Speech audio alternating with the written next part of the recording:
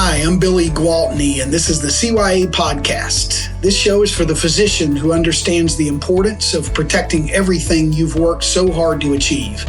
Each week, I'll bring you tips and advice to help you cut through the clutter and misinformation and show you exactly what you need to preserve your income and way of life.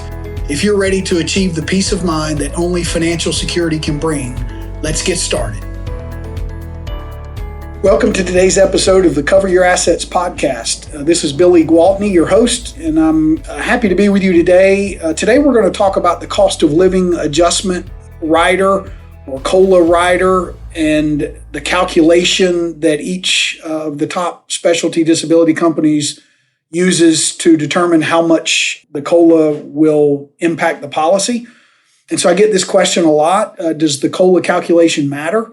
And most of our clients are young physicians when we start working with them, still in training, typically, late 20s, early 30s. We serve them throughout their career. And as they are thinking about coverage, one thing they want to know about is the COLA, and is it important? How do they calculate it? How does it work? So we'll talk about this in particular regarding the calculation. The cost of living adjustment, again, the COLA rider, is designed to be an inflation hedge on your policy that would keep pace with inflation if you become disabled. So what it does is, at the time of claim, whatever your policy benefit is, let's say it's $5,000 per month, they would pay $5,000 per month for the first 12 months of the policy.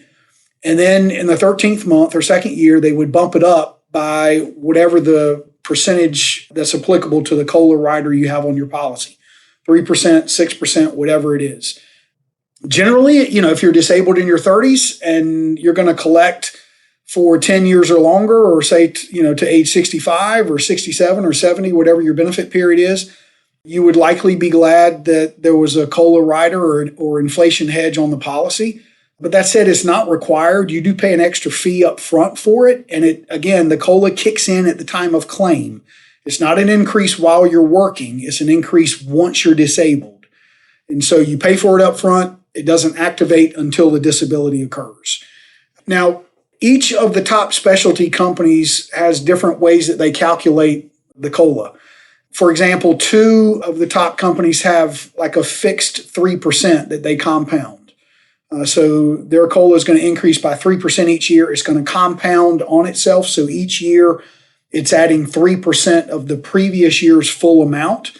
One company does a 3% simple, and that's going to be a flat 3%, and it's going to increase by that same amount each year. So if you had $5,000, it would go to $5,150 per month, and then $5,300 per month, and then $5,450 per month, and it would just keep going that way. It's not going to compound on itself. There are different ways and options that you can pick from. Some of these options are a floating COLA adjustment, say from 0 to 3% or 0 to 6%, and it's based on the Consumer Price Index, or the CPI, which is the U.S. national gauge of inflation. These would typically compound interest on themselves, and it would also fluctuate. So, as inflation fluctuates, your COLA adjustment is going to fluctuate. Again, some are fixed, some float. It just depends. Each company has their own way of determining what this would be. The point in the cost of living adjustment is to keep pace with inflation. And this is likely to happen with most, if not all, of the COLA options that are available. As an FYI, the ones that go from, say, 0 to 6% have a higher fee associated with them than the ones that go from 0 to 3%. The 6% fixed is going to have a higher fee than the 3% fixed. And so the lower the COLA adjustment, the lower the COLA fee. And so there are generally two ranges that each company has, like in the 0 to 3% range or 3% fixed, and then in the 0 to 6% range or 6% fixed. Again, each contract is different. You would want to look at these details before you purchase. The point is to kind of circle back to the original question, does the calculation matter? Of course, it does matter, something you want to know, but I think it's important to keep the main point the main point. The main point is to keep pace with inflation. And all of these calculations typically have done that historically. Of course, we could end up in a raging inflation scenario at some point in the future. Who knows? And so the higher the range, the more benefit you would have from that.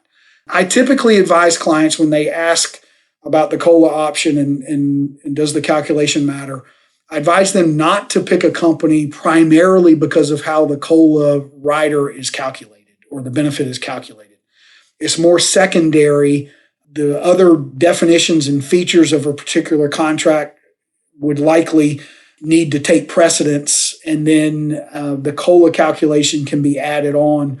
But generally, you wouldn't want to just pick a company because they have a great COLA, because if their definitions are not what they should be, then it's not going to matter what the COLA is. Now, again, among the top companies, if you're working with a specialist and you're getting coverage designed correctly, then you'll have those definitions there, and then you can pick the COLA appropriately. But again, the point is to keep pace with inflation, which typically these have done, and hopefully will do. I hope you found this helpful. I would be happy to discuss your situation in more detail anytime. My number is 704-270-2376. And again, that's 704-270-2376. I'd be happy to chat with you. Until we meet again, this is Billy Gwaltney. Thank you as always for your time.